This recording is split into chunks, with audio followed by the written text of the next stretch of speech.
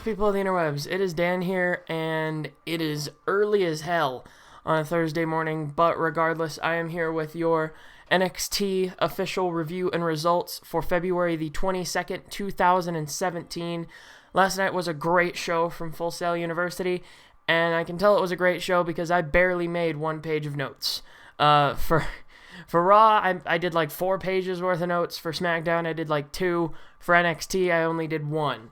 So you could tell that it was a very good show because I normally don't write notes whenever something is good. I write notes normally when something is bad. So the fewer notes I have, the better. So again, as I said, NXT live from Full Sail University.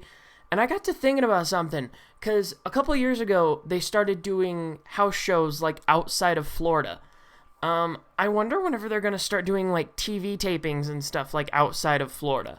Like if they're ever going to go like to another arena other than Full Sail to do like TV tapings. I don't know. It could be something. Like, of course, they're still going to have like their home base at Full Sail, but it's just kind of like it's something to think about. Like, when are they going to, go and, do television tapings elsewhere? But regardless, live from Full Sail University, as I said, started off the night hot. Crowd was pretty good. This was the first show in this current round of television tapings. This was the first show.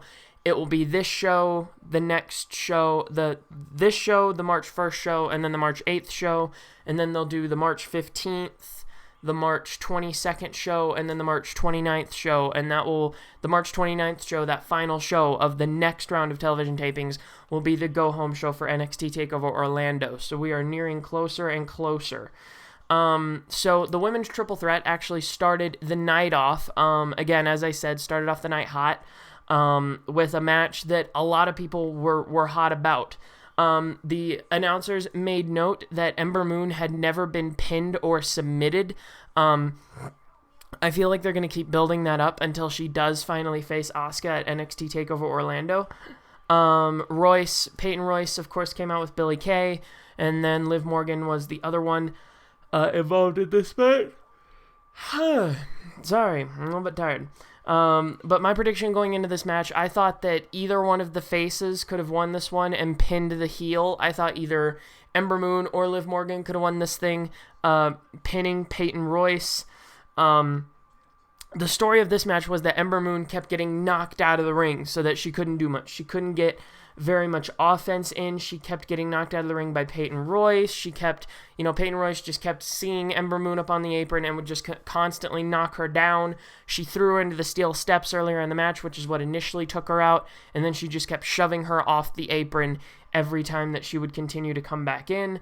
But eventually, there was just a little bit of a lull in the action, and then Peyton Royce and Liv Morgan went up to the top rope and started wailing on each other. Then here comes Ember Moon. Peyton Royce took her eyes off of her for a split second. Ember Moon comes back in the ring, gets up underneath both of them, sunset flip double powerbomb off the top. Or no, from underneath both of them. Sunset flip double powerbomb. Holy hell. That's just...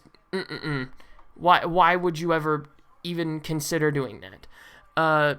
So, anyway, sorry, my computer's being stupid. What the hell are you doing? Okay, never mind. Oh, god damn it. Hang on, I gotta plug in my charger right quick. Just give me a moment. Alright, and laptop's plugged back in. Computer ain't gonna be dying on me today. So, where was I? Oh, yeah.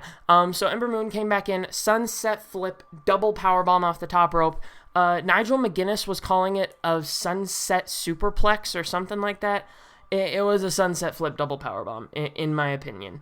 But yeah, that was a beautiful move by Ember Moon as she came back into the ring. And then eventually, it was Ember Moon and Liv Morgan standing in the ring. Liv Morgan made herself look like a complete friggin' idiot.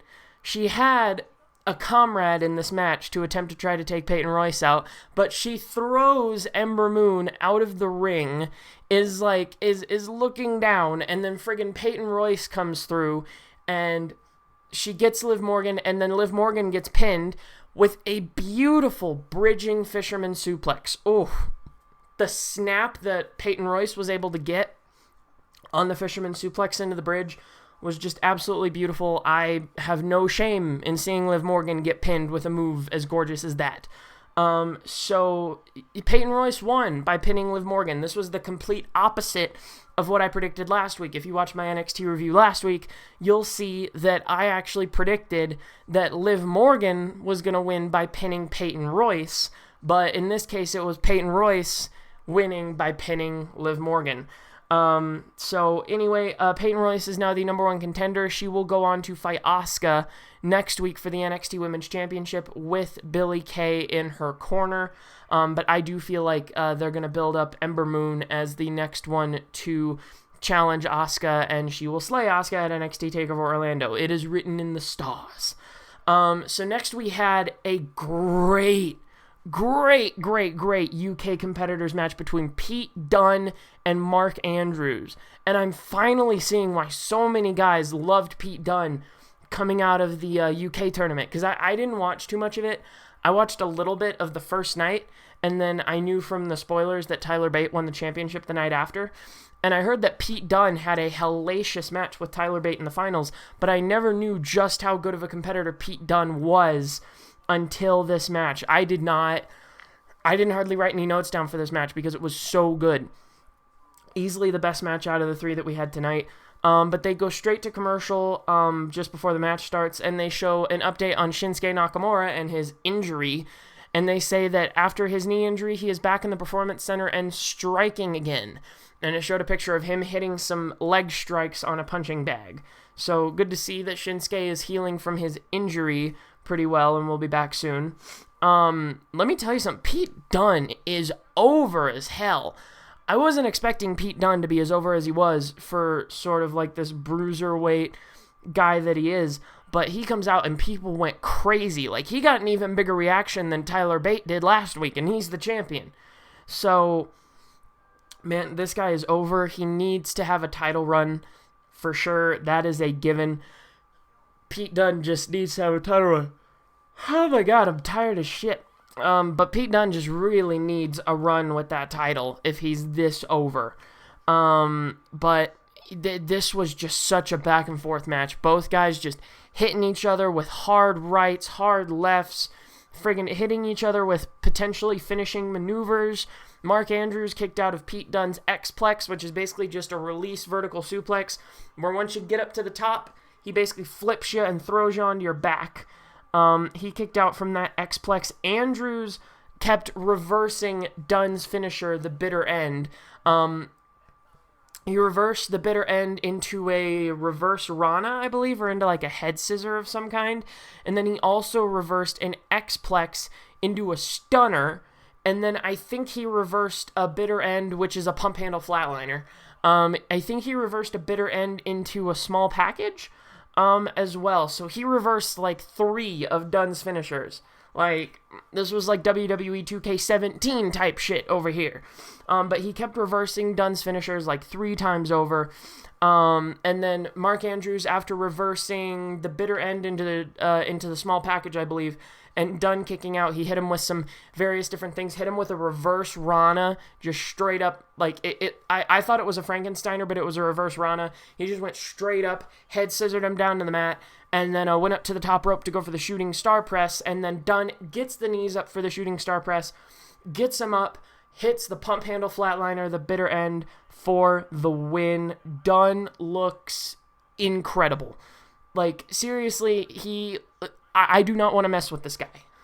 Like, he's 6 inches shorter than me in terms of height, and I do not want to mess with this guy.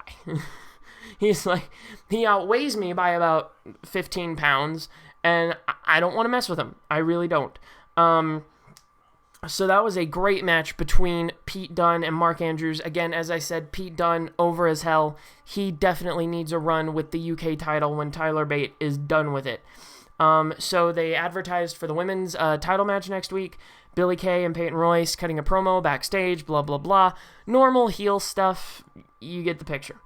And then there was a promo. Apparently, the Patrick Clark Experience is coming to NXT next week. Your Velveteen Dream. The biggest thing that I've seen this guy accomplish is he took a Kinshasa from Shinsuke Nakamura and survived. He was able to walk out of the ring and walk out of the arena after taking a Kinshasa from Shinsuke Nakamura. That's the most impressive thing I've seen this guy do. But he gets a promo. Okay, so little vignette for Patrick Clark next week. Your Velveteen Dream, the Patrick Clark Experience, will be coming to NXT next week. Okay, he's probably going to get squashed. That's my prediction. Or I don't know. Then they had Ty Dillinger at the Performance Center getting stopped and cutting another numbers game promo on Sanity. It seems like they're really pushing this numbers game narrative in this battle between Ty Dillinger and Sanity, and this was basically just another promo embodying that whole thing. And I think he said, okay, now that Roderick Strong and No Way Jose have my back, you can bet I have theirs, and the numbers game isn't going to come out in Sanity's favor. Blah, blah, blah. Normal babyface promo. Good stuff, though, from Ty Dillinger, I will say that. Then it was main event time. It was Bobby Roode versus No Way Jose. And the one thing that I can say about this main event, it was fun. It was so much fun. If you just go and watch back this main event, it maybe only lasted about 10 minutes. It was so much fun. Like, I was giggling. I was laughing. I was having a good time watching that main event. It was so good. So, I mean, what more can I say? It was really fun. Bobby Roode got in the ring and people started chanting Shiba Inu at Bobby Roode. And genuinely, like, when Shinsuke Nakamura called Bobby Roode a Shiba Inu, I went and I looked up what a Shiba Inu looks like. It does look like Bobby Roode. Genuinely, if you go and look up Shiba Inu, SHIBA space INU, Shiba Inu, it looks like Bobby Roode. I don't know what other way to explain it. But Bobby Roode is a Shiba Inu, and there were chants of Shiba Inu ringing out across Full Sail University. Man, this was so much fun. No Way Jose did like this shoulder movement thing while he was locked in a wrist lock on Bobby Roode, and he did the shoulder worm thing, and it chained up into Bobby Roode, and Bobby Roode, his other shoulder went out like that, and he looked, he was like, what the hell happened? And then I don't know, there was so much in here that was just fun. I wasn't even focusing on taking notes. I was just sitting back and having fun. That's all I can say. And Bobby Roode ended up winning this main event on that glorious Impaler DDT to the mat by No Way Jose. And then he's walking out of the ring with his NXT title in his hands. He looks at his NXT title. He looks back at the ring at No Way Jose, runs back into the ring, chop blocks No Way Jose, and puts on a brutal-looking single-leg Boston Crab. And he was wrenching it all the way back to the point where it was almost like a lion tamer by Chris Jericho. Because, you know, with Chris Jericho's lion tamer, he does the full double leg hook and drills the knee into the back of the neck. Bobby Roode was doing that, but was bending back on a single-leg crab and driving his knee into the back of No Way Jose's neck. Oh, my God. Like, is he okay?